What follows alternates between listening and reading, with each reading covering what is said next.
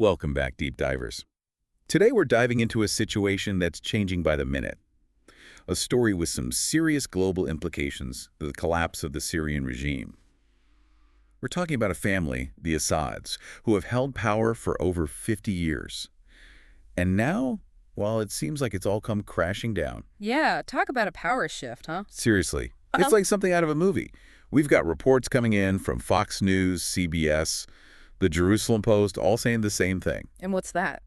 Rebel forces have taken the capital, Damascus, and President Bashar al-Assad, well, he's fled the country. Wow, it really is a dramatic turn of events. And it makes you think, after a 14-year civil war, a war that's claimed over 500,000 lives, it's hard to even fathom that number. It really is. But this isn't just about politics at the top. This is about millions of ordinary Syrians. Right, the people caught in the crossfire. Exactly. They've been living this nightmare for far too long. And now, with this regime change, well, there's so much uncertainty about what comes next. There really is. And adding to that uncertainty is the question of who fills the void left by Assad.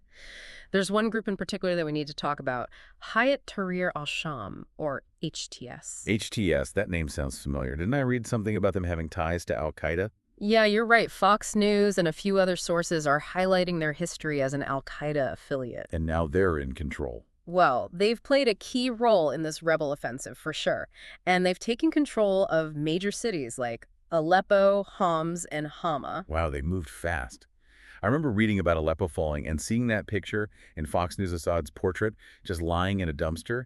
Talk about a powerful image. It really was a powerful image, and I think it highlights how quickly the situation changed. I mean, you have HTS, a group with a history of extremism, suddenly in a position of power. Right, and now they're trying to present this whole moderate image. Exactly. Banning celebratory gunfire, promising to protect public institutions. And to convince everyone they're not the bad guys anymore. Exactly. But how much of that is genuine? CBS is still reporting that the U.S. and UN consider them a terrorist organization. And, this whole thing seems to have caught a lot of world leaders off guard. I mean, Russia, one of Assad's biggest supporters. Right. They're completely tied up in Ukraine right now. It doesn't seem like they're in any position to do anything in Syria. Nope. And what about Iran? They've been backing Assad, too. Yeah, but as the Jerusalem Post has pointed out, they're facing their own challenges, especially with that ongoing conflict with Israel. So we've got a weakened Assad, a group of emboldened rebels, and the major global powers, well, they're either unable or unwilling to step in. It's a recipe for disaster, isn't it? A total power vacuum. And that's exactly what the Jerusalem Post is worried about. Oh, yeah. They're really highlighting the potential for things to spiral out of control, especially in neighboring countries like Iraq. Right. I mean, we could see a whole new wave of refugees, increased terrorist activity, maybe even economic shockwaves that could impact the entire world. This is a lot to take in, and it's all happening so quickly.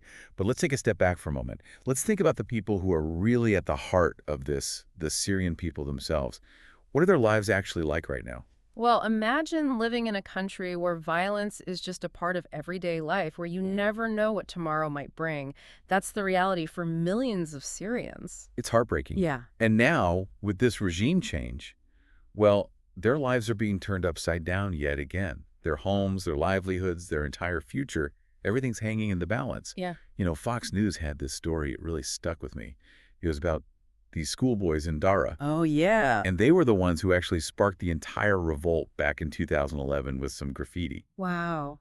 A powerful reminder that even in the darkest times, the human spirit can still shine through. It really is a testament to the resilience of the Syrian people, but it also highlights their deep desire for change, for freedom, for a better life. And now that the Assad regime is gone, there's a glimmer of hope, for sure, but there's also a lot of fear and uncertainty. Absolutely, and I think that's where we need to focus our attention now. What does this change actually mean for the average Syrian? What are their hopes and their fears? How are their lives going to be affected by these new power dynamics? These are the questions we'll be digging into in our next segment.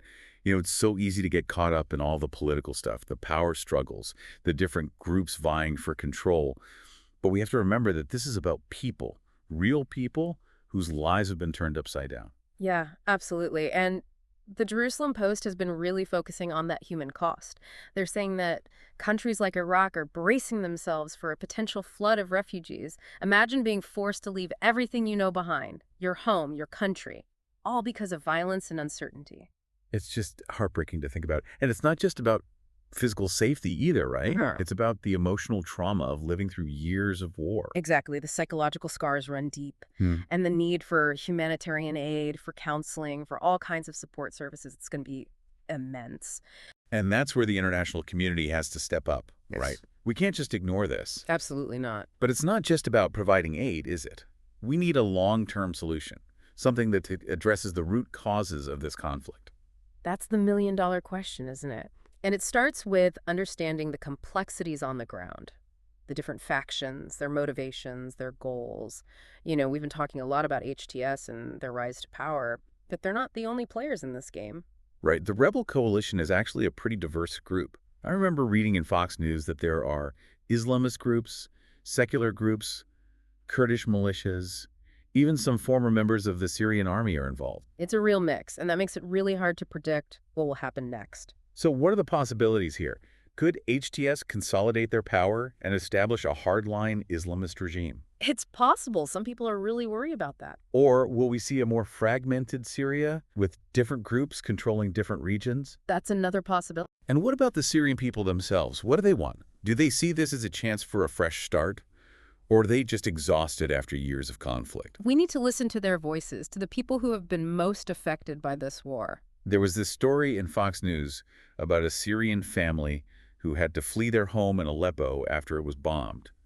The father was a teacher, the mother was a nurse, they had 2 young children. They lost everything. It's a story we've heard so many times, a reminder that behind all the political maneuvering, there are real people whose lives have been shattered. And we can't forget about them. We have to remember that what happens in Syria doesn't stay in Syria. This has global implications. Right, we talked about the potential for a refugee crisis, Hmm. but there's also the issue of terrorism. With a group like HTS in power, there's a real concern that Syria could become a safe haven for extremists. And that's something nobody wants. But what can we do? It seems like the U.S. is taking a hands-off approach. Yeah, President-elect Trump's comments on Truth Social, where he basically said, let it play out, don't get involved. Those raised a lot of eyebrows. I could see why. It's one thing to say we don't want to get involved in another war, but what about our responsibility to prevent humanitarian catastrophe, to stop the spread of terrorism? Those are issues that affect everyone, no matter where you live. So we can't just sit back and watch. We need to have these tough conversations, we need to hold our leaders accountable, and we need to demand action. And maybe that starts with understanding, with taking the time to learn about the Syrian people, their culture, their history. Once you see the human faces behind the conflict, it's a lot harder to look away.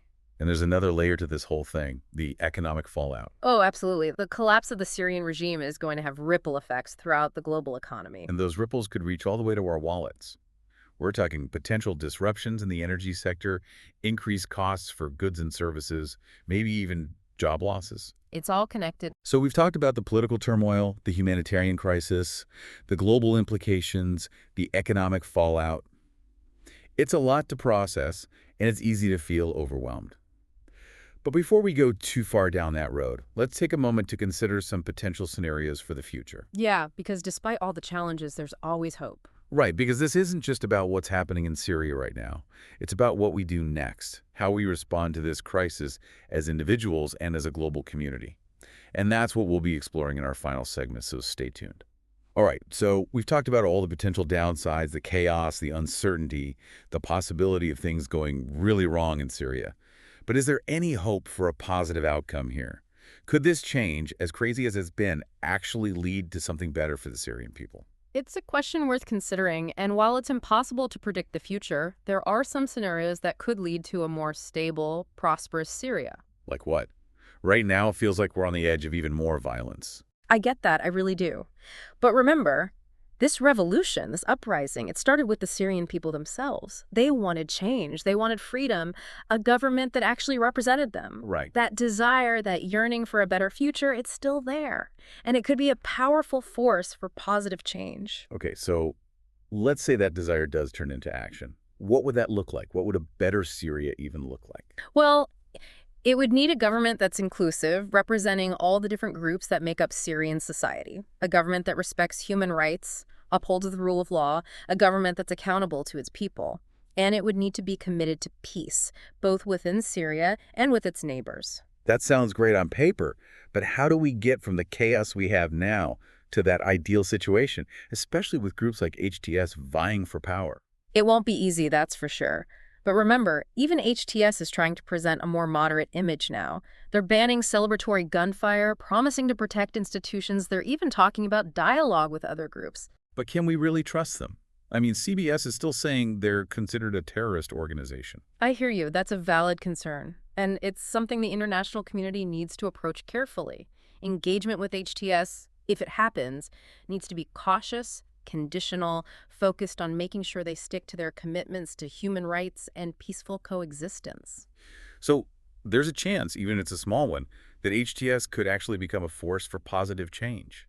It's not impossible, you know. People and organizations can change, and sometimes being in a position of power can actually have a moderating influence. That's an interesting thought, but even if HTS does moderate its stance, there are still so many other challenges. The economy, the infrastructure, millions of people displaced.